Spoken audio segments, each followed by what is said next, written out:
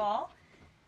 The thoughts and prayers of the entire White House remain with all of the Catholics around the world who are mourning the death of Pope Francis.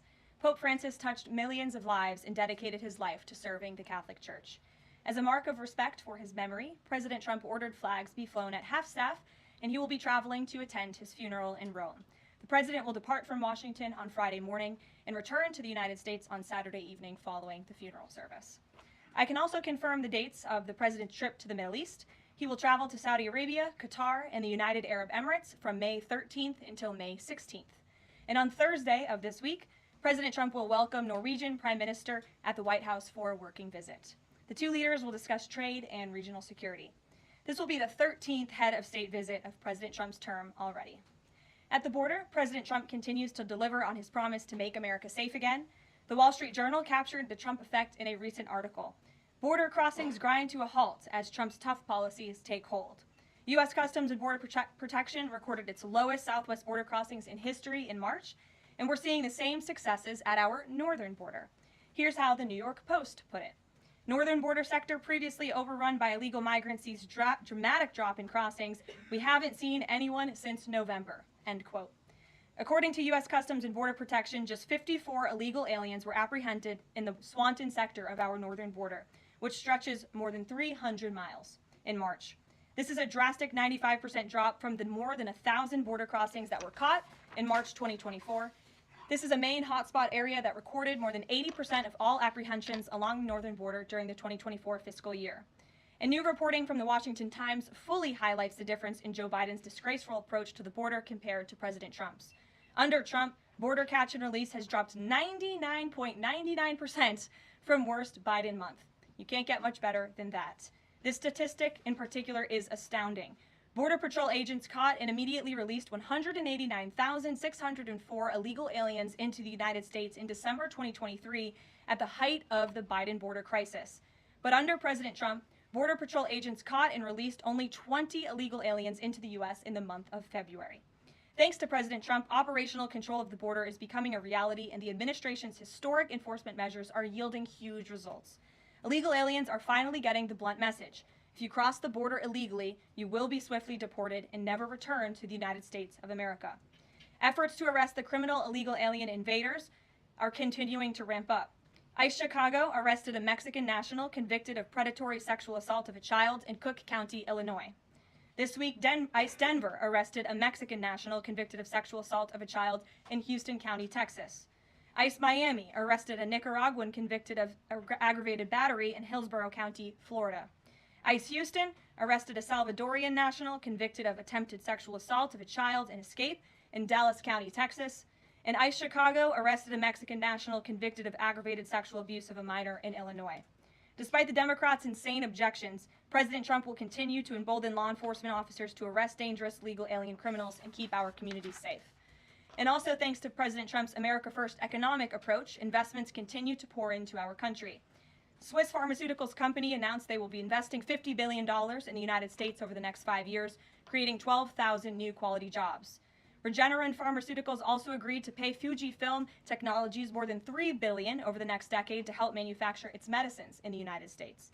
It's a top priority for President Trump to ensure we are producing critical medicines and pharmaceutical drugs right here in America, and that is exactly what we continue to see happen every day. In other news, the Trump administration has announced we will put an end to Joe Biden's illegal student loan bailout attempts. No student loan has been referred to collection since March of 2020. That comes to an end. On May 5th, the Department of Education will resume involuntary collections for borrowers with defaulted federal student loans. The student loan portfolio controlled by the federal government is nearly $1.6 trillion, but fewer than 4 out of 10 borrowers are in repayment. This is unsustainable, unfair, and a huge liability for American taxpayers. Debt cannot be wiped away. It just ends up getting transferred to others. So why should Americans who didn't go to college or went to college and responsibly paid back their loans pay for the student loans of other Americans? The Trump administration will never force taxpayers to pay student loan debts that don't belong to them. Student loan borrowers need clarity, and we're finally giving it to them. Borrowers will now be clearly expected to repay their loans, and those who default on their loan obligations will face involuntary collections. The government can and will collect defaulted federal student loan debt by withholding money from borrowers, tax refunds, federal pensions, and even their wages. America is $36 trillion in debt. We must get our fiscal house in order and restore common sense to our country. If you take out a loan, you have to pay it back. It's very simple. President Trump will not kick the can down the road anymore. Before we open it up to questions today, I want to commend our pool photographer who is in the room with us today. ABC News photojournalist Melissa Young is retiring after 44 incredible years on the job, covering here at the White House.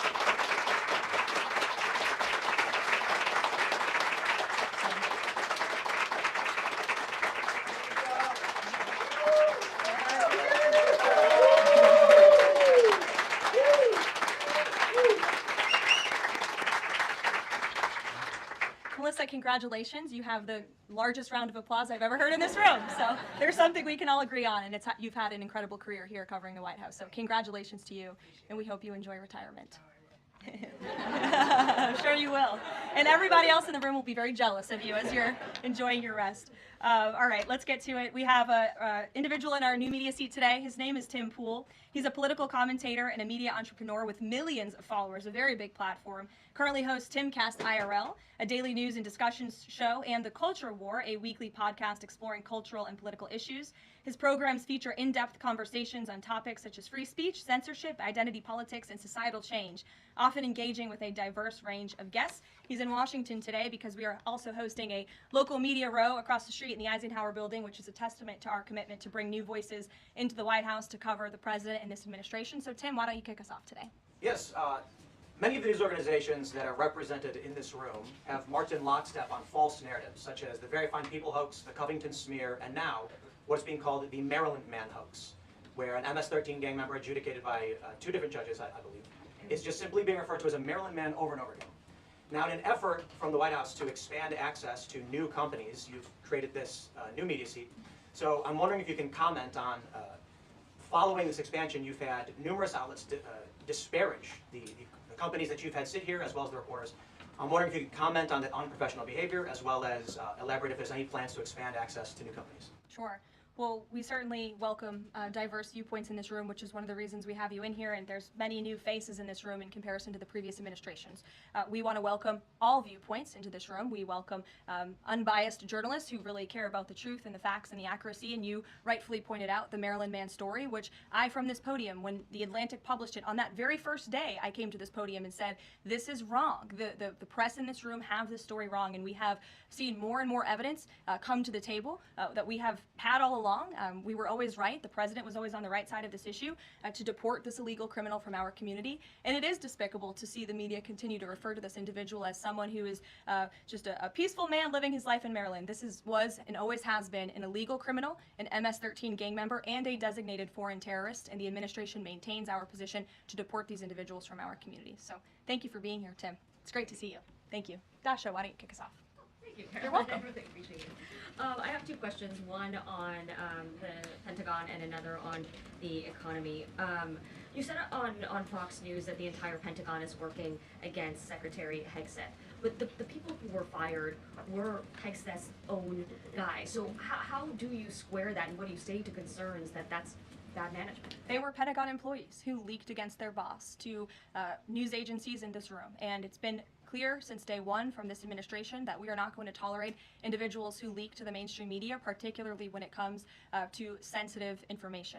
And the Secretary of Defense is doing a tremendous job, and he is bringing monumental change to the Pentagon. And there's a lot of people in this city who reject monumental change, and I think, frankly, that's why we've seen a smear campaign against the Secretary of Defense since the moment that President Trump announced his nomination before the United States Senate. Let me reiterate, the president stands strongly behind Secretary Hegseth in the change that he is bringing to the Pentagon, and the results that he's achieved thus far speak for themselves. Is there an FBI investigation into the leaks? The secretary said that these people would be prosecuted, so is the FBI investigating? You'd have to ask the FBI, you have to ask the Department of Justice on what they plan to do, but certainly we take leaks with the utmost seriously across this administration. You've seen people fired from the Department of Homeland Security. The president has made it clear it's an unacceptable behavior. And on the economy, Caroline, Peter Navarro said that it's perfectly possible to do 90 deals in 90 days. We haven't seen one just yet. How soon might we see a deal, and what evidence can you share that progress is being made in these trade negotiations? Sure. Well, I spoke to our entire trade team this morning. There is a lot of progress being made. We now have 18 proposals on paper that have been brought to the trade team. Again, these are proposals on paper that countries have proposed to the Trump administration and to our government. You have Secretary Bessent, Secretary Lutnick, Ambassador Greer, NEC Director Hassett, and Peter Navarro, the entire trade team, meeting with 34 countries this week alone. We are moving at Trump speed to ensure these deals are made on behalf of the American worker and the American people. And just yesterday, it seemed to get a little bit lost in the news, and I think it's a disservice to the American public that it did. The Vice President announced terms of reference for a trade deal with India. That is a big deal. We know when we look at the numbers, the monetary trade barriers and the non-monetary trade barriers from India, they have been ripping off the United States and American workers for a very long time. So the fact the Vice President, with Prime Minister Modi, on that trip in India, announced these terms of reference, which is essentially a framework to move the ball forward to sign a good trade deal between our two nations, is great progress, and it speaks to the work ethic and the real labor that's being put into this effort by the President's trade team. Sure. Go ahead. The proposals that you talk about, is that enough to extend the pauses on these reciprocal tariffs, or does the president need to see, these deals inked and signed to offer any sort of additional extension beyond the 90 days? Well, look, ask me in July when the deadline hits. I know I'll be answering those questions from all of you in this room. There's a lot of time left, and the president's trade team is working again at Trump speed as quickly as they can to ensure that these deals can be made. Are any of those conversations yet with China happening? I actually do have something to share on that. I asked the president about this before coming out here, and he wanted me to share with all of you that we're doing very well in respect to a potential trade deal with China. As I mentioned, there have now been 18 proposals in more than 100 countries around the world who are wanting to make a deal with the United States of America, and the president and the administration are setting the stage for a deal with China. So we feel everyone involved wants to see a trade deal happen, and the ball is moving in the right direction. Sure. Setting the stage for a deal with China, what does that mean? Has the president spoken directly with Xi yet? I don't have anything to read out on a direct talk between the president and President Xi, but we will continue to keep you updated. And Secretary Bessent reportedly today told investors that this trade standoff with China he expects will be de-escalating soon because, as he described it, reportedly the situation is unsustainable. Is the president considering taking steps to de-escalate the situation with China? Again, I just read you words directly from the President of the United States. Those are moments ago. That's where his head is at right now. Sure. Caroline, I have two questions, one on immigration and one on China. First on immigration. Roughly how many illegal immigrants and aliens do we have in our country, and how many does the administration plan on deporting? Sure. Well, you'd have to ask the Department of Homeland Security for a specific number, but we suspect it's definitely in the millions, perhaps upwards of 20 million people that were allowed into the country illegally by the previous administration.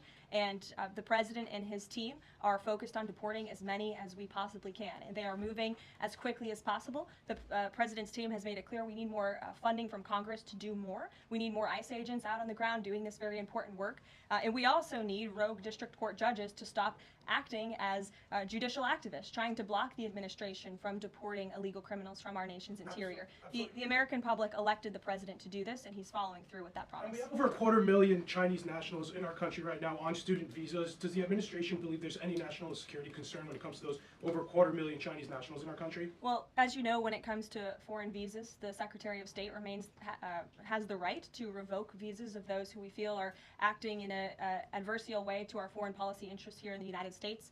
He has that authority according to the Immigration and Nationality Act. So I would defer you to the State Department for any individual case, but they are looking at individuals who are given the privilege of being on a visa in our country, and if they are acting, again, adversarial to our foreign policy interests, their visa can be revoked, and they should be aware of that. Sure. Go ahead. Yes. I'm calling on you. Thank you, Caroline. You're welcome. Over the last few weeks, several countries have warned their citizens about travel to the U.S., and the Department of Commerce's own stats show that from a lot of countries, the number of visitors is falling. Does the White House have any message for people that might be reconsidering business or tourism travel to the U.S.? Where did you see that report? The statistics coming from the Department of Commerce. Said what? It's hard to hear you. Sorry. That visitors from a lot of countries have fallen in the last 3 months. I'd have to look at that report to comment on the merits of it. I think most people around the world recognize the United States of America is a great place to do business. It's a beautiful place to visit, and they should certainly come here because it's a much safer country than it was 4 years ago under the previous president. Libby, good to see you. Caroline, a question about this upcoming announcement from HHS to ban food dyes. During the first week of the administration, the FDA announced that it's pulling its plan to ban menthol cigarettes. So two questions for you. How do you square a ban on menthol cigarettes being pulled and then announcing this ban on food dyes? And then how does the president feel about this upcoming ban that RFK is going to announce? Sure. Well, look, the Secretary of Health and Human Services, the president nominated him because he trusts him to make this country healthy again. It's not just a slogan, it really is a movement that has broken ground across the country. There's millions of people who believe in RFK Jr., Secretary Kennedy, and what he's doing. I don't want to get ahead of HHS with this historic announcement later and the details of it, but obviously the Secretary feels that he has reason and evidence to announce the ban on artificial dyes later, and I'll let him speak to that this afternoon. Phil. The president started the process of reclassifying more than 50,000 federal employees as Schedule F. We've already seen him march through a number of government agencies. I'm curious, should we expect mass firings, or is this a case-by-case approach, a scalpel or a sledgehammer? Well, look, as you saw on Friday, the president put out a statement about it. The Office of Personnel Management reclassified workers. They're now called Schedule Policy/Career. And all the president is trying to do is ensure that federal workers are being held accountable for corrupt behavior. If they are engaging in corruption as a government worker, they should no longer have their job. I think that's pretty common sense. He also believes that bureaucrats should be acting in accordance to the will of the American public, who duly elected this president. Not just this president, but all future presidents. If you work for the government, you should be adhering to the will of the American public and advancing the administration's goals and interests. And if you are not doing that, then you should go find another job whose interests you align with. So as for specific firings, I would defer you to the specific agencies, but the president in this move and Office of Personnel Management, it will make it easier to get rid of rogue bureaucrats who are engaging in corruption. And then another quick question about Sure. Google, real quick. A federal court ruled last Thursday that Google's dominance of online advertising and ad tech markets violated U.S. antitrust laws. I know the president has spoken to a number of folks in big tech, and Google CEO was even at his inauguration. I'm curious, what is the president's reaction to that court ruling? I'll have to ask him, and I'll get back to you, Phil. Thank you, Caroline. You're welcome. John. Thanks a lot, Caroline. Some economic questions for you. Kevin Hassett has been a key economic advisor to the president in both of his terms. In 2022, And he still is. And he still is. He was just in my office. Absolutely. In 2022, he said that the independence of the Fed is super important. That's a direct quote. Is that something that the president subscribes to? Does he still believe in the independence of the Federal Reserve? Look, I think the president has made his position on the Fed and on Powell quite clear. The president believes that they have been making moves and taking action in the name of politics rather in the name of what's right for the American economy. The president has the right to express his displeasure with the Fed, and he has the right to say he believes interest rates should be lower. He believes Americans should be able to borrow money cheaper than they currently are right now. And I also spoke to Kevin Hassett about the Fed as well, and he has called into question the Fed's independence and whether they are actually doing things, again, out of the best interest of the economy, or are they doing it for partisan reasons. The president wants to see interest rates lower. He has made that quite clear. We've also seen, Sure. if I may, I'm sorry, one more, Caroline, just about, I said two economic questions, about the dollar. We've seen the dollar at multi-year lows versus the euro and other currencies around the world. Is it the administration's policy for a strong dollar? How does it view the dollar versus other currencies around the world? The president wants to see the dollar remain as the world's reserve currency for our long-term fiscal stability and our economic growth. He's been quite clear about that. Sure. Two questions. And then to the woman behind you, who I haven't seen before, welcome. Go ahead, Mary. Earth Day and then the Supreme Court, if that's okay. That's right. It's Earth Day. Yes. Happy Earth Day, everyone. I saw the president truthing about the garbage pileup from China in the Pacific, and then I believe Lee Zeldin is headed to San Diego to investigate the pile of sewage from Mexico. Can you speak to what the White House has planned for Earth Day and anything in that arena? Sure. I do have points from the EPA. Administrator Zeldin is doing a fantastic job, and they are always sharing their accomplishments with the White House, which we very much appreciate. He will be traveling, I believe he's in California today, for sewage situation. Here you go. Administrator Zeldin met with his Mexican counterpart to discuss steps Mexico needs to take to ensure the water entering the United States is clean and safe. And he's holding a press conference in San Diego today with elected officials and local stakeholders on the Tijuana River sewage crisis. I would also add from the president himself, he has always maintained he wants America to have the cleanest air and the cleanest water. And we want to do what's right for our environment and for our earth. And a lot of that is making sure that we have clean and sustainable energy. And we know that we produce natural natural gas cleaner and more efficiently than any country in this world, and the president wants to see that continue. Thank you. And then on the Supreme Court, I know the court is hearing a case dealing with parents who don't want their kids having to read gender ideology books in schools. Can you comment on that case and what the Trump administration hopes to see come from that? Sure. We hope the Supreme Court will do the right thing, and the president has been very clear. He stands on the side of parental rights, and he believes strongly that parents should have a greater say in their children's education and the content, if you will, that children are being exposed to in our public school system. Sure. Go ahead. Hi. I'm Carolina Lumetta with World News Group. The administration ended some temporary protections for Afghans, including several hundred Christians who have been punished by the Taliban. Is the president considering any exceptions for Afghans who could face death or torture if they return to their home country? So let's just be clear about one thing. We didn't end that proactively. It expired, and it's because the previous administration illegally paroled millions of people, or hundreds of thousands of people, I'm sorry, into the country, and then gave them temporary protective status, which again is a temporary status. It's not a permanent status in this country. And if there are individuals here who came in through the Biden administration who want to claim asylum, there is a legal process to do that, and those cases will be adjudicated by a judge on a case-by-case basis. We have a legal immigration process in this country for a reason, and all this administration is trying to do is effectuate that. Reagan. Thank you, Caroline. I have two questions for you Sure. on immigration. March deportation numbers were down slightly from the same time period last year. SCOTUS recently ordered a pause on deporting Turned-Day Iraq members with the Alien Enemies Act. I'm curious what other tools the administration is looking at to boost those deportation numbers. Sure. Well, we are obviously complying with the court's order. However, it was a temporary pause. The Supreme Court basically said, sit tight, and they will follow up with an order, and we're confident that the Supreme Court will rule on the side of law and recognize the president absolutely has the executive authority to deport foreign terrorists from our nation's interior under the Alien Enemies Act. We feel very strongly about that, and we're confident the courts will side with the president and his executive authority. As for deportations, we continue to deport illegal criminals under Title VIII, which is an immigration authority given to our Border Patrol agents and the Department of Homeland Security to deport illegal criminals from this country. And the administration continues to do that at record speed as quickly as they can with the resources that they have. The DOJ recently dropped charges against the MS-13 leader caught in Woodbridge, Virginia, with the idea that this will expedite the deportation process. Does the administration plan to drop charges against other criminal illegals to speed along the deportation process? You'd have to ask the Department of Justice. Obviously, that's within their purview, and I can't speak for them. However, it is our goal to deport as many illegal criminals and aliens from our country as we possibly can, as quickly as we can. Jackie. Thank you, Caroline. We've heard so much about this Saudi trip planning, and the president's mentioned it himself before, but I don't think we've ever heard on the record what he hopes to achieve in Saudi Arabia and what the purpose of the trip is. Sure. Well, the president looks forward to this. It was supposed to be his first foreign visit, but of course now he is going to Rome this weekend to honor the Pope and attend the funeral. The president looks to strengthen the ties between the United States and these countries in which he will be visiting. He'll be having many bilateral meetings and talks, and we look forward to the trip and hope to see many of you there. And the meetings in London this week, do they have any nexus with the plans in Saudi Arabia? I can't speak to that. However, I do have an update on meetings when it comes to the Russia-Ukraine war. I was just in the Oval Office with the President, Steve Witkoff, and they wanted everybody to know that the negotiations continue.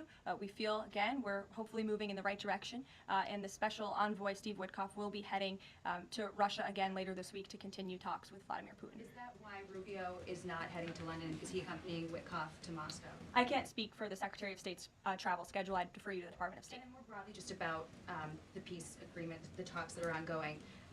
Rubio had said, Secretary Rubio had said that if things don't go the right way, that the U.S. might need to take a step back. What does stepping back look like? Is that a step back from brokering peace, or would that imply a broader withdrawal from U.S. support for Ukraine and the war? Look, I think it would be unwise for me to broadcast that from this podium. Ultimately, that's a decision for the president to make, but he's made it very clear he wants to see peace, he wants to see this war end, and he wants to stop the killing on both sides of this war, and he's been very clear about that for quite some time, and he has grown frustrated with both sides of this war, and he's made that very known. Brian. Thank you, Caroline. Last week, the president talked about nonprofit groups, specifically taking on crew, and he hinted that there could be further actions taken against nonprofits. Does the White House have any plans for any sort of actions against NGOs, nonprofits, or other similar groups? Is any of that coming up? Is that being worked on at this time? I'll have to check in with our policy team and get back to you. Sure. Thank you, Caroline. Travis Gilmore with the Epoch Times. Are some colleges using taxpayer funds to further political agendas? And what is the administration's response to Harvard's lawsuit? Sure.